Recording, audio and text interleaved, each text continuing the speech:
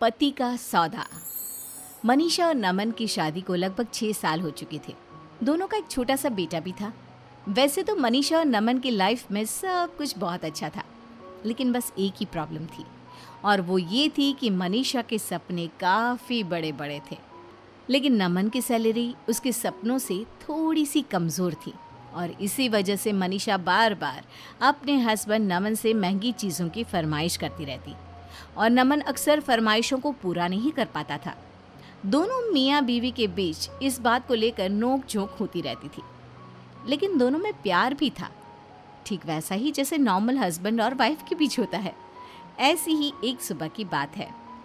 आज आप ऑफिस से जल्दी आ जाना नमन, चिंटू कब से मॉल जाने की जिद कर रहा है। तुम चिंता मत करो, आज शाम को हम चिंटू को लेकर मॉल जरूर जाएंगे, ये मेरा वादा है। अच्छा सुनो, चिंटू को ना वो मॉल वाली टॉय शॉप से खिलौना भी खरीदना है, वो भी तुम्हें दिलवाना पड़ेगा। अरे मनीषा, ठीक वैसे के वैसे खिलौने मॉल के बाहर की दुकान पर भी मिल जाते हैं, वहाँ से खरीद लेंगे ना। मॉल की दुकानों पर टॉयज बहुत महंगे होते हैं। कर दी ना फिर वही मिडिल क्लास वाली बात, मेरा बेटा मॉल से ही खिलौना खरीदेगा। अरे लेकिन मनीषा, क्या फर्क पड़ता है, खिलौना चाहिए ना, कहीं से भी खरीदो। उसके साथ पढ़ने वाले उसके दोस्त ने कल ही उस मॉल की शोरूम से एक बहुत सुंदर खिलौना खरीदा है। मेरे बेटे को चिढ़ा रहा था। अब देखना, मैं भी चिंटू को वहीं से खिलौना लेकर दूंगी। अच्छा ठीक है, शाम को देखते हैं, अभी मैं जाता हूँ, देर हो रही है। शाम के वक्त मनीषा और चिंटू मॉल जाने के लिए तैयार हो जाते हैं, और नमन भी ऑफिस से आ जाता है। पापा, अब मुझे मॉल लेकर चलेंगे ना? हाँ बेटा, बिल्कुल। और ये देखो, पापा तुम्हारे लिए खिलौना एडवांस में ही लेकर आ गए हैं। अरे मैंने आपको कहा था ना, चिंटू को खिलौना मॉल वाली दुकान से चाहिए, आप क्यों लेकर आए? मम्मी, मुझे तो बस ये कार वाला खिलौना चाहिए था, कहीं से भी लेकर आए, उससे क्या फर्क पड़ता है? देखा मनीषा, तुमसे ज्यादा समझदार तो तुम्हारा बेटा है, तुम भी ना। तुम दोनों बाप बेटी हमेशा मिडिल क्लास ही सोचना। अच्छा चलो, आप ज्यादा बातें मत करो। घर से बाहर आने के बाद, ये क्या नमन, तुमने मॉल जाने के लिए ऑटो बुलाया है? अरे तो और क्या करता मनीषा। अरे नमन, कम से कम एसी कैब तो बुलानी चाहिए थी। अब हम इस खटारा से ऑटो में बैठकर मॉल जाएंगे क्या? तभी पड़ोस वाले घर के बाहर आकर एक कैब रुकती है, और मनीषा की पड़ोसन नलिनी घर से बाहर निकलती है। क्या हुआ मनीषा, कहीं घूमने जा रही हो क्या? हाँ, वो क्या है ना, शॉपिंग करने के लिए मॉल जाना था। तुम तो जानती हो मैं छोटी मोटी दुकानों से शॉपिंग नहीं करती, इसलिए बस आज मॉल जाने का प्लान बनाया था। अरे मॉल से शॉपिंग करने जाती हो? लगता तो नहीं। अगर मॉल से ही शॉपिंग करने जाती हो तो ऑटो में बैठकर क्यों जा रही हो? कैब क्यों नहीं बुक करवाई? देख तो सही कितनी गर्मी है बाहर। उफ। इतना कहकर नलिनी वहां से चली जाती है। नलिनी के जाने के बाद, नमन, आप ना हमेशा मिडिल क्लास की मिडिल क्लास ही रहना। यहाँ मेरी पड़ोसन मेरी बेइज्जती करके चली गई। अब चलो, ऑटो में बैठकर मॉल जाएंगे। अरे मनीषा, कब तक इस तरह दूसरों से अपनी तुलना करती रहोगी? तुम जानती हो ना, मेरी तनख्वाह ज्यादा नहीं है। कुछ दिनों बाद, नमन मेरी बात सुनो, वो नलिनी का बेटा है ना, वो बड़े स्कूल में पढ़ता है। उसकी जो स्कूल बस आती है ना, उसमें तो एयर कंडीशन लगा हुआ है। और एक हमारा बेटा देखो, छोटे से स्कूल में पढ़ता है, टूटी सी वैन में बैठकर जाता है। अरे मनीषा, फिर से वही बात। तुम जानती हो ना हमारी फाइनेंशियल कंडीशन कैसी है। मैं कुछ नहीं जानती। नमन, मुझे भी अपने चिंटू का एडमिशन बड़े वाले स्कूल में करवाना है। मेरा बेटा भी फर्राटीदार अंग्रेजी बोलेगा। अरे मम्मी, अंग्रेजी तो मैं अब भी फर्राटेदार बोलता हूँ। मैं भी तो इंग्लिश मीडियम स्कूल में पढ़ता हूँ। क्या हुआ अगर मेरे स्कूल का साइज थोड़ा छोटा है? अरे चुप कर, तू बहुत बीच में पटर पटर बोलता है। एक तो तेरे पापा और ऊपर से तू कभी नहीं सुधर सकते। देखो मनीषा, उस स्कूल की फीस 2 लाख रुपए है, और मेरी इतनी तनख्वाह ही नहीं तो मैं चिंटू को ऐसे स्कूल में कैसे पढ़ा सकता हूँ? तो क्या हमारा बच्चा पूरी जिंदगी उस छोटी सी स्कूल में पढ़ता रहेगा?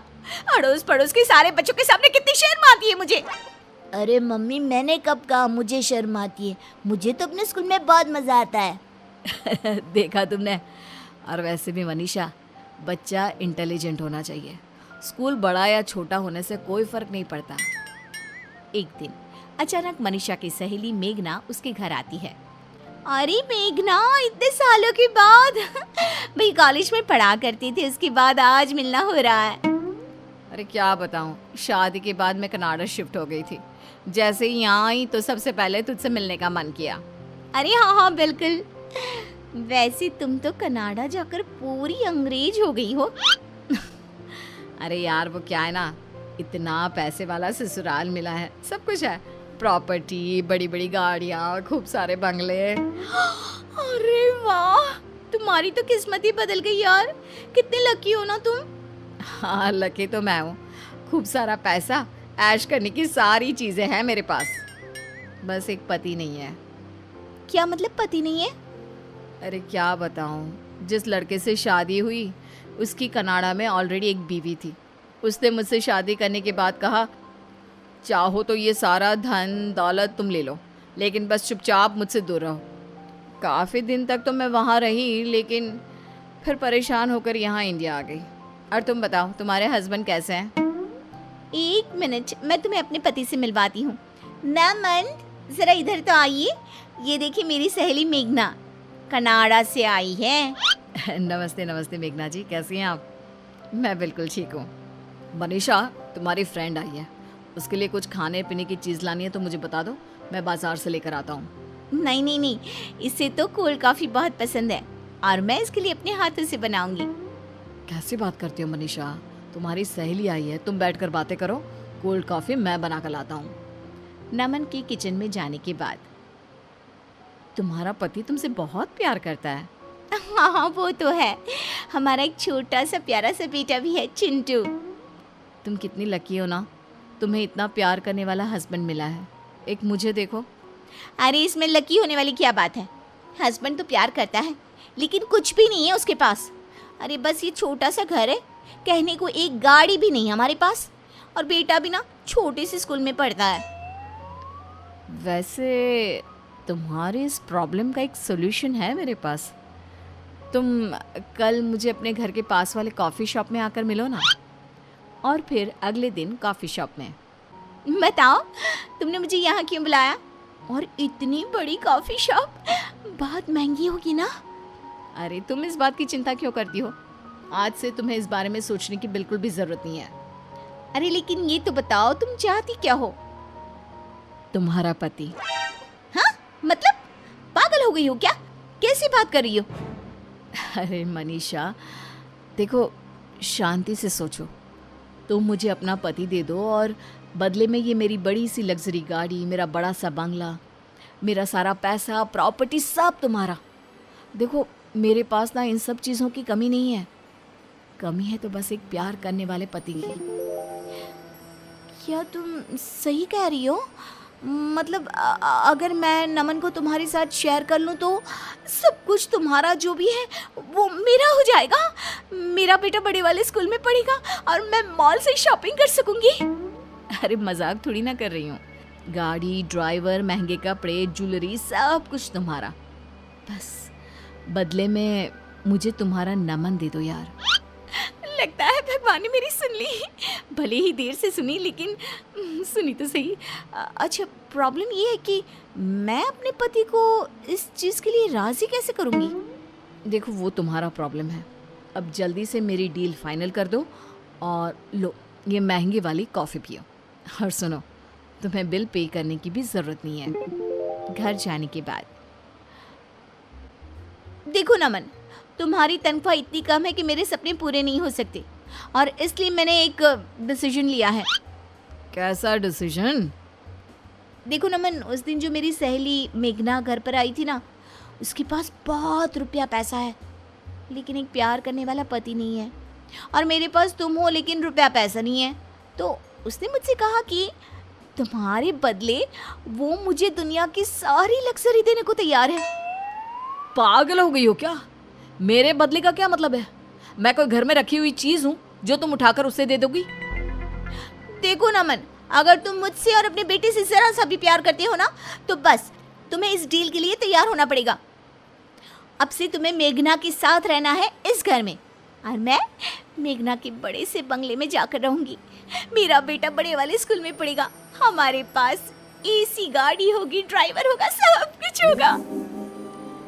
देखो मेघना, ऐसा कुछ नहीं होने वाला।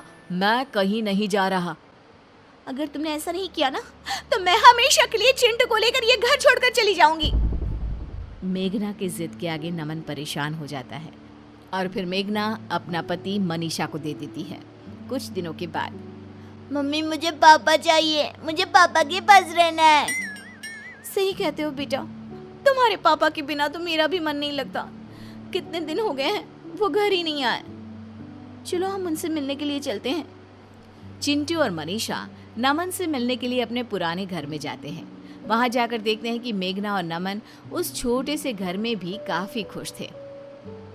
अरे आओ मनीषा, बहुत दिनों के बाद आना हुआ। वो क्या है ना, नमन की बहुत याद आ रही थी इसलिए।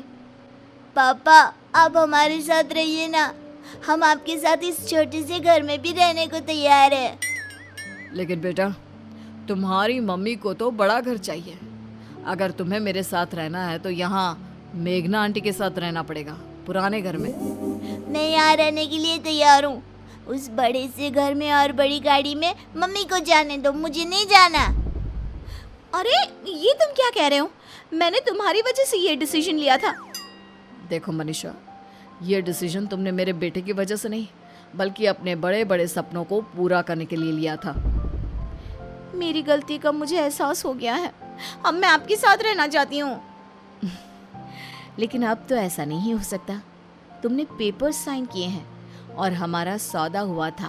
प्रॉपर्टी तुम्हारी और पति मेरा। नमन आप कुछ कहिए ना, ये मेरे साथ ऐसा नहीं कर सकती। देखो मेघना, मनीषा ने जो कुछ भी किया है तुमने कहा वैसा ही किया है। अब मेरे हाथ में कुछ भी नहीं है। तुमने सब कुछ खो दिया, अपना बेटा भी और पति भी। लेकिन मुझे इस छोटे से घर में भी सब कुछ मिल गया।